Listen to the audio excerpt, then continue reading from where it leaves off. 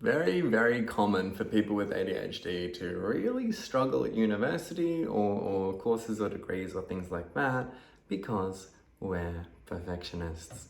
And I really mean that to quite a pathological extent. Many of us seem, once we get hyper-focused on an assignment, we seem quite unable to leave it alone or to even consider submitting something less than this perfect level. And the thing that's very interesting about that is that the higher the grade that you want to get, it requires an exponentially greater amount of effort and input, even though the grade that you might be getting might just be getting like linearly higher, if that makes sense. So for example, to get a 70% versus an 80%, the 80% might take 10 or 15 times more effort to get that extra 10%. And this is the really important thing that I want to emphasize and get across. Actually, before I even say this, I've had a lot of experience at university. I went to a really challenging degree. I did really well at it. And I know how to get really good grades. What I didn't know how to do, and what I've only learned later, is how to get good enough grades and to leave it the fuck alone and say that's enough. Move on with all the other important things in my life. This is the thing I've gotten better at lately, much better. And it's a thing that I'm very good now at teaching my clients who need this. It is unbelievable how little effort is required to get a good enough grade. I really cannot emphasize enough how easy it is to get a decent mark. Not a super stellar mark, but a decent and a good enough one. Now look, there are some degrees and some courses where you need, or you feel like you need, those really high grades. You know, maybe you're trying to get into another degree afterwards and your performance in this one and your grades directly affect that.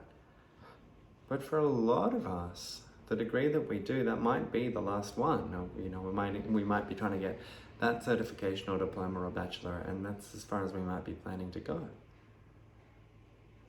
And in those cases, you probably have heard the expression P's get degrees, which means getting a pass gets you the degree, it gets you the certificate, the piece of paper, which is enough. So by that logic, let's say that the passing mark is 60%, let's say 61, just for good measure. If all you need to do is pass, then any single percent that you get over 61, so if you get 62% on average by right at the end, you wasted effort. You screwed up. You made a mistake. You did too much. Now I'm being extreme here, but it's to make a point. You need to get very clear on what you're doing a particular degree for and how much your grades really matter. And sure, like maybe you as the individual, it would be so nice for you to get the super stellar grade. Maybe you might go for it once or twice. But making that the baseline for your expectations, it's not really sustainable unless you are really well supported and don't really do much else, but really push for crazy high grades. So coming back to to the previous point of just how easy it is to get a good enough grade. I'm reminded often of the quote by George Carlin where he talks about imagine the average human being and now realize that half of all people are dumber than that. And what's the relevance there? The people that you're competing against, you know, all you need to do is be sort of like above average to get through and get the grade and the degree. The people that you are competing against are probably on average not that impressive. And to say it. And so for a lot of them, the amount of effort that you need to put in is so much lower. And it's interesting. I've had very, very, very few, in fact, I can't really think of any clients of mine with ADHD that have had challenges at university because they weren't bright enough, because they were not putting in enough effort. I haven't really encountered that. All of the challenges that most of my clients have faced at university is because they're getting so exhausted from trying way too hard. They care way too much, they put way too much in, it's exhausting and it's unsustainable. And they're super bright and they're trying to get grades that reflect that. Well, not at least above average, you know. My point is, I haven't worked with people with ADHD who are just underperforming and can't get up there. They're only underperforming because they're pushing so hard and it's burning them out. Hopefully this makes sense. Now the final example way to discuss this that I want to share is many courses, many degrees, the assessments that they provide, they give you like a marking rubric, which is you've probably seen it. It's a table of rows and columns, and usually it says for the different components of the assignment, that would be usually the rows, like the quality of the research and how well it's written. I don't know how well your arguments are supported. That might be 3 different things. They then have different columns that say the quality that you need to do to get a certain grade in each of these boxes, whatever.